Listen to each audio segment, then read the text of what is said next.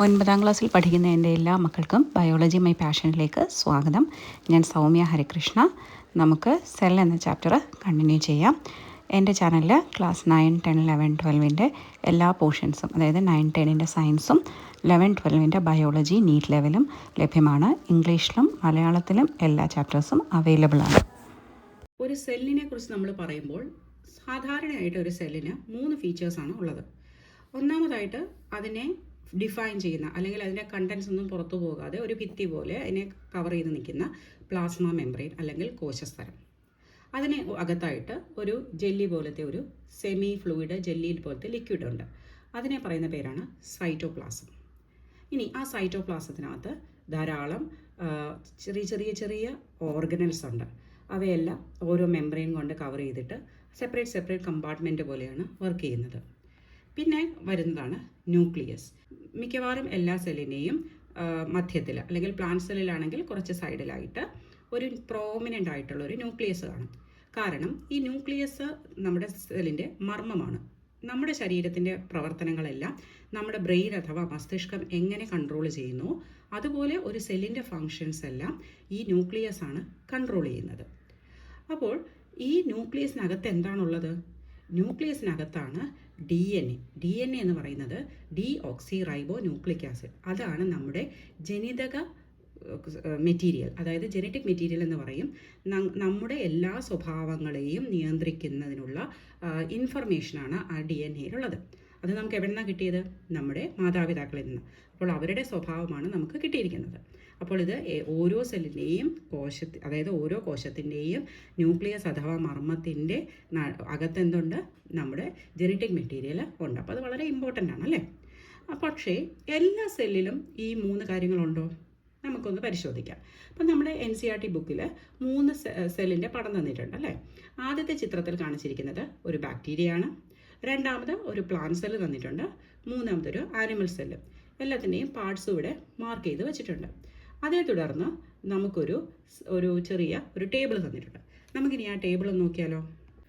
ഈ ടേബിളിനനുസരിച്ച് ബാക്ടീരിയൽ സെല്ലും പ്ലാന്റ് സെല്ലും ആനിമൽ സെല്ലിലും ഓരോ കാര്യങ്ങളുണ്ടോ എന്നാണ് ചോദിച്ചിരിക്കുന്നത്. അപ്പോൾ ആദ്യമായിട്ട് ഇവിടെ പറഞ്ഞിരിക്കുന്നത് സെൽ മെംബ്രെയിൻ ആണ്. ബാക്ടീരിയത്തിൽ സെൽ മെംബ്രെയിൻ ഉണ്ടോ? തീർച്ചയായിട്ടും ബാക്ടീരിയത്തിൽ സെൽ മെംബ്രെയിൻ ഉണ്ട്. പ്ലാന്റ് സെല്ലിനുണ്ടോ? പ്ലാന്റ് സെല്ലിനും സെൽ മെംബ്രെയിൻ ഉണ്ട്. ആനിമൽ സെല്ലിനുണ്ടോ? ആനിമൽ സെല്ലിനും സെൽ മെംബ്രെയിൻ ഉണ്ട്. കാരണം സെൽ മെംബ്രെയിൻ എന്ന് പറയുന്നത് ഒരു സെല്ലിനെ ഡിഫൈൻ ചെയ്ത് നിർത്തുന്ന, അല്ലെങ്കിൽ അതിൻ്റെ ഒരു ഔട്ടർ ബൗണ്ടറിയാണ്. അതില്ലാതെ ഒരു സെല്ലിനെ എക്സിസ്റ്റ് ചെയ്യാൻ പറ്റില്ല. ഇനി വരുന്നത് സെൽ വോളാണ്. സെൽ വോൾ എന്ന് പറയുന്നത് നമുക്ക് ബാക്ടീരിയത്തിലെ സെൽ വോൾ കാണും, നമ്മുടെ പ്ലാന്റ് സെല്ലിലും സെൽ വോൾ കാണാം നമ്മൾ പഠിച്ചു. പക്ഷേ ആനിമൽ സെല്ലിൽ സെൽ വോൾ ഇല്ല. ഇനിയുള്ളത് സൈറ്റോപ്ലാസമാണ്. സെല്ലിനകത്തുള്ള ജെല്ലി പോലെ ഇരിക്കുന്ന ലിക്വിഡ്. അത് എന്തിലൊക്കെയുണ്ട്? ബാക്ടീരിയത്തിൽ കാണും, പ്ലാന്റ് സെല്ലിലും കാണും, ആനിമൽ സെല്ലിലും കാണും. ഇനി ചോദിച്ചിരിക്കുന്നത് well defined nucleus. Well defined എന്നുള്ളത് ഉദ്ദേശിക്കുന്നത് എന്താണ്? ന്യൂക്ലിയസിനകത്ത് ജനിതക പദാർത്ഥം ഉണ്ടെന്ന് പഠിച്ചു, അതായത് DNA. ഈ DNA പ്രോപ്പറായിട്ട് ഒരു മെംബ്രെയിൻ കൊണ്ട്, അല്ലെങ്കിൽ ഒരു സ്ഥലം കൊണ്ട് കവർ ചെയ്താണോ വെച്ചിരിക്കുന്നത്? അങ്ങനെയാണെങ്കിൽ അതിനെ ഒരു വെൽ ഡിഫൈൻഡ് ന്യൂക്ലിയസ് എന്ന് പറയാം. അത് നമുക്ക് പ്ലാന്റ് സെല്ലിലും ആനിമൽ സെല്ലിലും കാണാം, പക്ഷേ ബാക്ടീരിയൽ സെല്ലിൽ നമുക്കത് കാണാൻ സാധ്യമല്ല. സ്വാഭാവികമായിട്ട് നമ്മൾ ചോദിക്കും, അപ്പം ബാക്ടീരിയൽ സെല്ലിൽ എന്താ ന്യൂക്ലിയസ് ഇല്ലേ? അപ്പോൾ അല്ലെങ്കിൽ അവർക്ക് ജനിതക മെറ്റീരിയൽ ഇല്ലേ? ഉണ്ട്. ജനിതക മെറ്റീരിയൽ ആ സൈറ്റോപ്ലാസത്തിൻ്റെ തന്നെ ഒരു ഭാഗത്ത് ലിമിറ്റ് ചെയ്തിരിക്കുകയാണ്. പക്ഷേ അതിനെ പ്രൊട്ടക്റ്റ് ചെയ്തിട്ട് ഒരു കവറിങ് ഒന്നും ഇല്ല. അപ്പോൾ അങ്ങനെയുള്ള ഒരു അൺഡിഫൈൻഡ് ന്യൂക്ലിയസ്. വെൽ ഡിഫൈൻഡിനെ നമ്മൾ ന്യൂക്ലിയസ് എന്ന് പറഞ്ഞു. അൺഡിഫൈൻഡ് ന്യൂക്ലിയർ റീജിയനെ നമ്മൾ പറയുന്ന പേരാണ് ന്യൂക്ലിയോയിഡ്.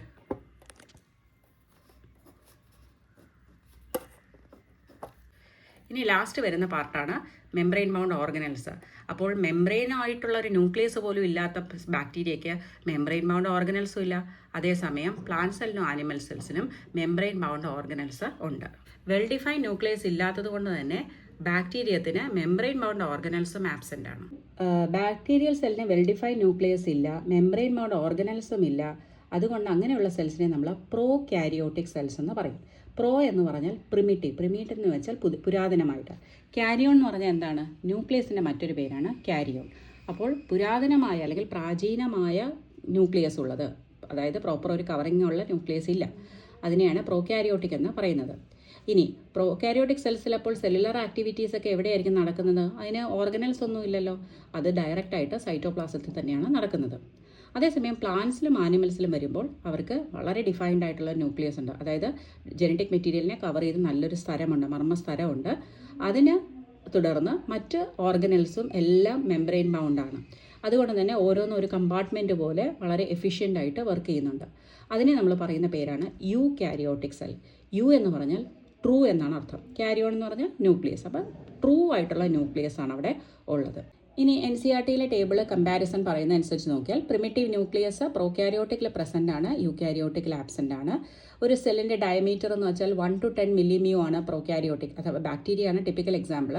യൂകാരിയോട്ടിക്കിലാണല്ലോ 10 to 100. അപ്പോൾ പ്രോകാരിയോട്ടിക് സെല്ല് ചെറുതാണ്, യൂകാരിയോട്ടിക് സെല്ല് വലുതാണെന്ന് നമുക്ക് മനസ്സിലായി. Number of cells in an organism. Prokaryotic സെല്ലിന് ഒന്നിലധികം സെല്ലുകൾ ഉണ്ടാവാൻ പറ്റില്ല. അപ്പോൾ അവയെല്ലാം യൂണിസെല്ലുലാർ അല്ലെങ്കിൽ ഏകകോശ ജീവികളാണ്. അതേസമയം യൂകാരിയോട്ടിക് സെൽസ് ബഹുകോശ ജീവികളാകാം, യൂണിസെല്ലുലാറും ആകാം.